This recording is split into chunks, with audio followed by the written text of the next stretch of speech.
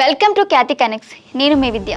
ఎవరిది ప్రశ్న, ఎవరిది కుట్ర? ప్రస్తుతం తెలుగు రాష్ట్రాల రాజకీయాల్లో అత్యంత హాట్ టాపిక్ గా మారిన చర్చ ఇది. సోషల్ మీడియాలో ప్రశ్న పేరిట డిజిటల్ కంటెంట్ రూపొందించే జోసెఫ్ అలియాస్ రావణ్ వ్యవహారం ఇప్పుడు ఏపీలో పొలిటికల్ ప్రకంపనలు సృష్టిస్తోంది. అరెస్టులు, బెయిల్స్, మళ్లీ అరెస్టులు, ఏకంగా ఉగ్రవాదులపై ప్రయోగించే ఉపా చట్టం నమోదు కావడంతో ఈ కేసు ఊహించని మలుపులు తిరుగుతోంది. అయితే ఈ ఎపిసోడ్ లో అధికార కూటమి తీరు ఒకలా ఉంటే ప్రధాన ప్రతిపక్షం వైసీపీ వ్యవహరిస్తున్న తీరు మరింత ఆసక్తికరంగా వ్యూహాత్మకంగా కనిపిస్తోంది. అసలు యూట్యూబర్ రావణ్ విషయంలో ఏం జరుగుతోంది, వైసీపీ స్టాండ్ ఏంటి అనేది ఇవాటి పాయింట్ ఆఫ్ వ్యూలో చూద్దాం.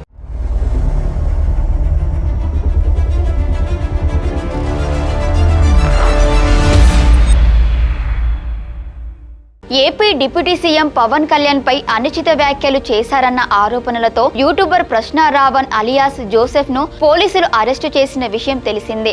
అయితే ఈ అరెస్టుల పర్వం ఇప్పుడు ఏపీలో పెద్ద దుమారమే రేపుతోంది. కాకినాడ జిల్లా పిఠాపురం నుంచి గన్నవరం దాకా అరెస్ట్ అవ్వడం, బెయిల్ తెచ్చుకోవడం, మళ్లీ వెంటనే పోలీసులు అరెస్టు చేయడం, ఇలా ఒక సైకిల్ లా సాగుతోంది. ఇప్పటికే 4 సార్లు బెయిల్ పొందిన రావణ్ 5వ సారి మళ్లీ అరెస్ట్ అయ్యారు. అరెస్ట్ అవ్వడం, బెయిల్ తెచ్చుకోవడం, మళ్లీ వెంటనే పోలీసులు అరెస్టు చేయడం, ఇలా ఒక సైకిల్ లా సాగుతోంది. ఇప్పటికే 4 సార్లు బెయిల్ పొందిన రావణ్ 5వ సారి మళ్లీ అరెస్ట్ అయ్యారు. అయితే ఈసారి పోలీసుల యాక్షన్ మరింత సీరియస్ గా ఉంది. ఒక యూట్యూబర్ పై ఏకంగా ఉపా చట్టాన్ని ప్రయోగించడం సంచలనంగా మారింది. ఉగ్రవాద చట్ట విరుద్ధ కార్యకలాపాలకు పాల్పడ్డారనే ఆరోపణలతో రాజద్రోహం కేసును ఫైల్ చేశారు. ఈ కేసులో కోర్టు రావణ్ కు ఈ నెల 18 వరకు రిమాండ్ విధించడంతో ఆయనను జైలుకు తరలించారు. ఈ మొత్తం వ్యవహారంలో రాజకీయ పార్టీల స్టాండ్ చాలా భిన్నంగా కనిపిస్తోంది. జనసేన నేతలు, కార్యకర్తలు కేసులు నమోదు చేసి తమ అగ్రనేతపై జరిగిన దాడిని లీగల్ గా ఎదుర్కొంటున్నారు. కానీ పార్టీ పెద్దలు ఈ విషయాన్ని ఎక్కువగా హైలైట్ చేయడం లేదు. కానీ అసలు ట్విస్ట్ ఇక్కడే ఉంది. ఏ చిన్న అవకాశం దొరికినా అధికార పక్షంతో డి అంటే డి అంటున్న వైసీపీ రావణ్ అరెస్టుపై మాత్రం చాలా ఆచితూచి వ్యూహాత్మకంగా అడుగులు వేస్తోంది. మాజీ మంత్రి అంబటి రాంబాబు చేసిన వ్యాఖ్యలు వైసీపీ స్ట్రాటజీని స్పష్టం చేస్తున్నాయి. అంబటి రాంబాబు మాత్రం ఒక యూట్యూబర్ మిమ్మల్ని ప్రశ్నిస్తున్నాడనే ఒకే ఒక ఉద్దేశంతో ఉగ్రవాదులపై పెట్టే కేసులను బనాయిస్తే మేము చూస్తూ ఊరుకోవాలా? ఆ తప్పును వైసీపీ ప్రశ్నించకూడదా అంటూ నిలదీశారు. జర్నలిస్టులుగా వాళ్ళని స్టూడెంట్ అరెస్ట్ చేసేస్తారా? తప్పు చేస్తే కేసు పెట్టండి, తప్పేం లేదు, ఎవ్వరికి అభ్యంతరం లేదు. వాళ్ళు తప్పు చేసిన జర్నలిస్టులుగా లేదా అభ్యంతరకరమైనటువంటి మాటలు మాట్లాడినా మీరు కేసు పెట్టండి, అరెస్ట్ చేయండి, కోర్టులో ప్రొడ్యూస్ చేయండి.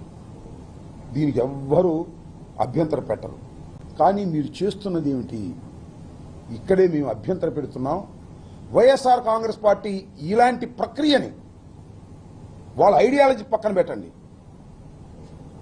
వారు మాట్లాడినటువంటి మాటలకు మించి కేసులు పెట్టడం, కేసులు పెట్టి అరెస్ట్ చేయటం. నేను తెలియగలుగుతానండి. ఒకే ఇన్సిడెంట్, ఒక నేరం అనుకుందాం కాసేపు.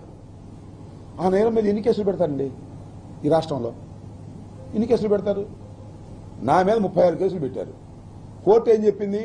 అయ్యా, ఈ 36 కేసుల్లోనూ 36 సార్లు అరెస్ట్ చేయడానికి వీల్లేదు, ఇవన్నీ కూడా ఒకే ఎఫ్ఐఆర్గా ట్రీట్ చేయండి, వీటన్నిటినీ కూడా సాక్ష్యాలుగా తీసుకోమని చెప్పింది. సేమ్ ఇవాళ ఏంటి తీసుకొచ్చారు, పిఠాపురంలో పెట్టారు.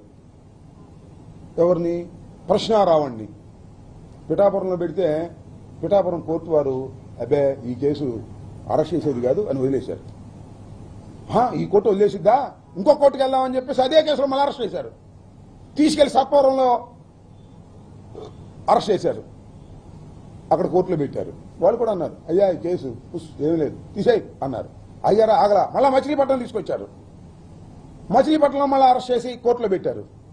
మచిలీపట్నం మ్యాజిస్ట్రేట్ గారు కూడా అబ్బే దీనిలో కూడా ఏమి లేదే, అసలు అరెస్ట్ చేసే పనే లేదు, ఇచ్చేయమన్నారు. అక్కడికైనా బుద్ధి వచ్చిందా మీకు ప్రభుత్వానికి? రాలా. అక్కడి నుంచి నక్కబెల్లి తీసుకెళ్లారు, అక్కడ ప్రొడ్యూస్ చేశారు. అక్కడ కూడా బుద్ధి వచ్చిందా?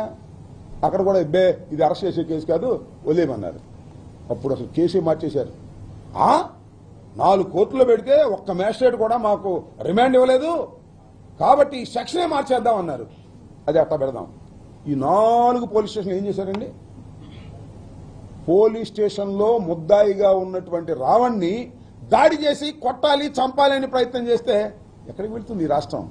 రావణ్ తమ పార్టీ కార్యకర్త కాదని అంబటి స్పష్టం చేశారు. కానీ ప్రభుత్వం చేతిలో కీలుబొమ్మల్లా మారి పోలీసులు అమాయకులపై దేశద్రోహం లాంటి తీవ్రమైన కేసులు పెడితే మాత్రం అండగా ఉంటామని తేల్చి చెప్పారు. పార్టీ అధినేత వైఎస్ జగన్మోహన్ రెడ్డి ఆదేశాల మేరకు బాధితులు లీగల్ సపోర్టు కోరితే మానవతా దృక్పథంతో న్యాయ సహాయం అందిస్తామని ప్రకటించారు. బాధితుడు ఏ పార్టీ వాడైనా సరే వైసీపీ అండగా ఉంటుందని భరోసా ఇచ్చారు. గతంలో సాయి కృష్ణ, కేవీఆర్ లాంటి వారి ఇష్యూస్ వేరు, ఇప్పుడు రావణ్ ఇష్యూ వేరు అనేది పొలిటికల్ సర్కిల్స్ లో వినిపిస్తున్న మాట. రావణ్ చేసిన వ్యాఖ్యలు తీవ్ర అభ్యంతరకరంగా ఉన్నాయనే అభిప్రాయం పబ్లిక్ లో ఉంది. అందుకే వైసీపీ రావణ్ ను డైరెక్ట్ గా ఓన్ చేసుకోవడానికి, అతను చేసిన వ్యాఖ్యలను సమర్థించడానికి సిద్ధపడటం లేదు. కానీ ఇక్కడే వైసీపీ ఒక డబుల్ ఎడ్జ్ స్ట్రాటజీని వాడుతోందని అర్థం చేసుకోవాలి. అతను మాట్లాడింది తప్పైతే సాధారణ కేసులు పెట్టి విచారించండి, అంతే తప్ప చిన్న విషయానికి దేశద్రోహం, లాంటి భయంకరమైన కేసులు పెట్టడం ఏంటి